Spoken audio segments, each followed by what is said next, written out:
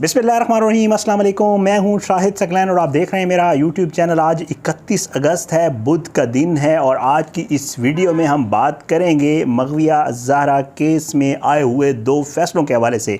लेकिन मैं 2 फैसलों में से जो MLO वाला फ़ैसला है उसको छोड़ देता हूं। मैं सिर्फ रहता हूं जो इनके ख़िलाफ़ एक फ़ैसला दिया गया है कोर्ट की तरफ से उसके ऊपर, और उस 7 सफ़ात के फ़ैसला जो है उसमें से भी सिर्फ पैरा नंबर 10 में से मैंने ऐसी चीज़ें जो है आपको एक्सप्लेन करूँगा, सुनाऊँगा, पढ़ के सुनाऊँगा कि आप जो है हैरान रह जाएंगे कि इनको पता नहीं किसने ये कहा है कि जी केस कमज़ोर हो गया है। इस केस में जो मामला है अभी तक, अगर बच्ची का मेडिकल नहीं भी होता है तो फिर भी इसमें मौत जो है वो ज़हीर और शब्बीर के सर पर मंडलाने लगी है। ऐसी कौन सी चीज़ इस फ़ैसले के पैरा नंबर 10 में है कि जिसको देखकर पता नहीं लोगों ने या तो ये फ़ैसला पढ़ा नहीं है, और अगर पढ़ा है तो शायद उन्हें समझ नहीं आई है, क्योंकि इस फ़ैसले का 10वें पैरा में से ही मैं आपको एक्सप्लेन करूँगा जो मुझे समझ आई है, जो मैंने अपने वकील दोस्तों से पूछी है। बहुत सख्त किस्म का ये मुकदमा और बहुत ख़तरनाक मुकदमा बन गया है ज़हीर के ख़िलाफ़, शब्बीर के ख़िलाफ़। इनकी माँ, आप सुन चुके होंगे कि उसके वारंट गिरफ़्तारी नाकाबिल ज़मानत जारी हो चुके हैं, जिसमें से इनकी माँ है राय खुर्रम वकील जो है उस, और बाकी लोगों के ख़िलाफ़ भी बहुत सारे, वो आप ख़बर सुन चुके होंगे। मैं उसकी डिटेल में जाता ही नहीं हूँ, क्योंकि बहुत जो है ये जो 10 नंबर पैरा है जिसमें जज साहब ने कुछ चीज़ें लिखी हैं, मैं सिर्फ़ और सिर्फ आपको ये पढ़ कर सुनाऊँगा और आपको बताऊंगा कि इस पैरे में लगाई जो दफ़ात हैं वो किस हद तक ख़तरनाक है, और उनमें सज़ाए मौत भी है और उम्र कैद की सज़ा भी है। अगर इसके साथ ऐड हो जाता है MLO के बाद वो वाली दफ़ा जो ज़िना वाली है, तो इसमें डबल 2 मतलब है वो लग जाएंगी, एक इसके तहत भी और फिर उसके तहत भी, दोनों में सज़ाए मौत है। और ये सिर्फ ज़हीर के लिए नहीं है, शब्बीर के लिए भी है। और अब तो कोर्ट ने बाकायदा तौर पे फैसिलिटेशन में जो है इसकी माँ को, राय खुर्रम को और लोगों को डाल दिया है। मैं ये 10 नंबर पैरा और इसमें लिखी हुई कुछ चीज़ें आपको एक्सप्लेन करूँगा आज की वीडियो में, और आप जो है इसको ज़रा सुनिएगा कि जज साहब ने 10 नंबर पैरा में 7वें सफ़े पे क्या कुछ लिखा है और उसका मकसद क्या है। मैंने जो है पाकिस्तान, ताज़ीरात पाकिस्तान की ये 3 दफ़ात जो है जो लगाई गई हैं निकाल के रखी हुई हैं, पढ़ के सुनाऊंगा आपको अंग्रेज़ी, और फिर उसके बाद उर्दू भी एक्सप्लेन करूंगा। आइडिया आपको हो जाएगा कि ये मामला कहाँ तक पहुँच चुका है, और अगर इनको भी अभी तक आइडिया नहीं हुआ या इनके सहूलतकारों को आइडिया नहीं हुआ तो उनको भी आइडिया हो जाएगा कि ये मामला दरअसल है क्या। बेशक अगर इनको शक हो तो किसी वकील से पूछ लेंगे तो वो इनको बता देगा, लेकिन वो सही वकील हो। अच्छा, ये जी जज साहब अपने आखिरी पैरा में लिखते हैं, इस फैसले में बहुत सारी चीज़ें हैं और भी कुछ चीज़ें आपको एक्सप्लेन किसी अगली वीडियो में करूँगा। जज साहब लिखते हैं, इन view of the about discussion I am of the humble view that upon the investigation report submitted, कि जो रिपोर्ट सबमिट करवाई गई है इन्वेस्टिगेशन ऑफिसर की तरफ से, this court takes cognizance of an offence. अब ऑफेंसेस सुनिएगा, मैं फिर आपको एक्सप्लेन कर लेगा। 364A याद आपने रखनी है, मैं एक्सप्लेन करूंगा। 368 PPC पाकिस्तान पिनल कोड 34 है।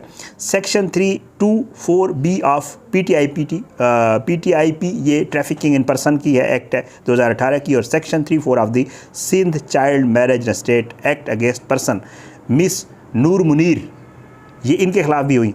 नूर Munir wife of Munir Ahmad, Munir Hussain Lughmani son of Faqir Hussain, Mohammad Waseem son of Mohammad Rafiq, Khurram Mahmood son of Mohammad Afzal Khan Kharal. ये खुर्रम महमूद खरल हैं जिनके वालिद का पहले नाम वो कहते थे नामालूम करके, अब उनको पता चल गया है।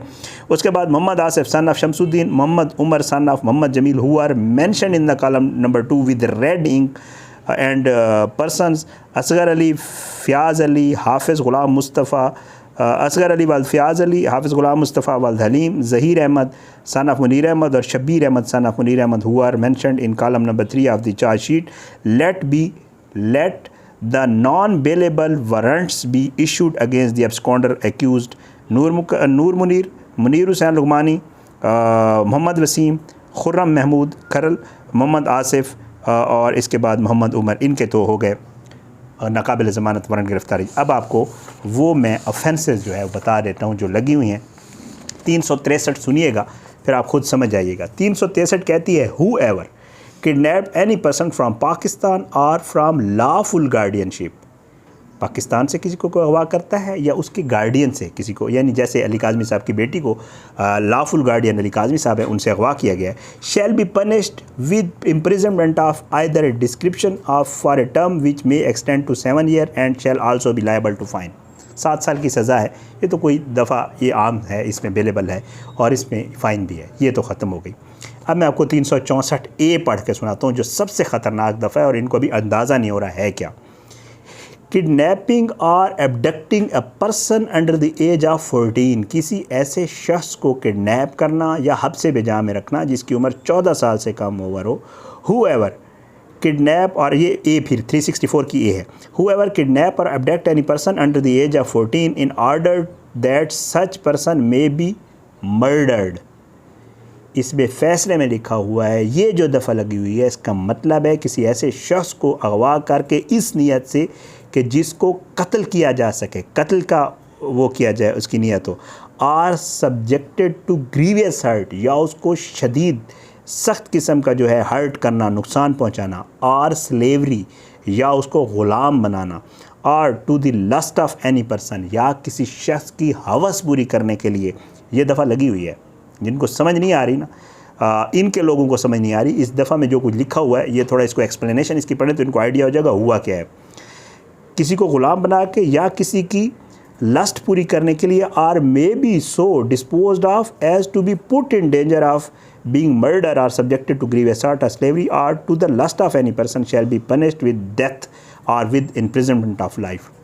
एक्सप्लेनेशन ये है, या उसको स्लेव बनाना हो या किसी की मतलब धंधा करवाने के लिए अगवा करें किसी को और आगे धंधा करवाना हो किसी की लस्ट पूरी करने के लिए, तो ये मामला यहाँ पे आ गया है और इसकी जो सज़ा है वो लिखा हुआ है, B punished with death or with the imprisonment of life, या उसको डेथ पेनल्टी होगी या उसको सज़ाए उम्र कैद की सज़ा होगी, और with rigorous imprisonment for a term which may extend to 14 years and shall not be less than 7 years, या तो फिर 14 साल की सज़ा होगी। ये हो गए ज़हीर और शब्बीर और उनकी माँ और ये सारे लोग। और फिर 368 है, वो भी wrongfully concealing और कीपिंग इन कन्फाइनमेंट किडनैप्ड और abducted person who are knowing that. अच्छा, ये है कि जी मालूमात आपको हों कि किस लिए उसको अगवा किया गया और फिर आप उस चीज़ को छुपाएँ, तो उसकी ये दफ़ा है। अब ये जो दफ़ात होती हैं अट्रैक्ट करती हैं इन सब लोगों के ऊपर, और जो है ये इतनी 364A, मैं मेरे वकील बैरिस्टर दोस्त हैं, मैंने उनको कॉल की इस यही पूछने के लिए, तो मैंने उन्हें कहा कि जी मैंने आपसे कुछ दफ़ात के हवाले से थोड़ी जो है मालूम करना है, तो उनको पता नहीं था मैं किस केस के हवाले से बात कर रहा हूँ। तो मैंने उन्हें कहा सर इसमें ना 364A लगी हुई, तो वो हैरान हुए, कहते हैं बड़ी ख़तरनाक है। मैंने कहा क्यों? कहते हैं मारा गया ये बंदा जिसके खिलाफ़ लगी है। मैंने कहा वजह क्या है? कहते हैं यार ये तो बहुत, इसमें तो सज़ाए मौत है, ये उम्र कैद है। मैंने उसको फिर बताया, मैंने कहा ये वो जो बच्ची वाला केस है सिंध वाला ही, उससे तो वो फिर बहुत ज़्यादा, बल्कि वो हैरान हो रहे थे, कह रहे थे यार मुझे थोड़ा सा इसका डिटेल फैसला भी भेजो, ये तो बहुत। मैंने कहा अभी तो इनके ख़िलाफ़ MLO वाला भी है, वो जब अगर हो जाता है MLO वाला फैसला भी आया है, वो मैं डिटेल आपके सामने रखूँगा अगली किसी वीडियो में। तो उसमें जो है वो कहते हैं कि मैंने फिर उनको बताया कि अभी तो इन पर 375 376 वाला मामला है। कहते हैं ये तो डबल मामला हो जाएगा इनका। कहते हैं ये इनको आइडिया ही नहीं है कि इनके ख़िलाफ़ किस किस्म का जो है दफ़ात लगाई गई हैं और चलान पेश किया गया है।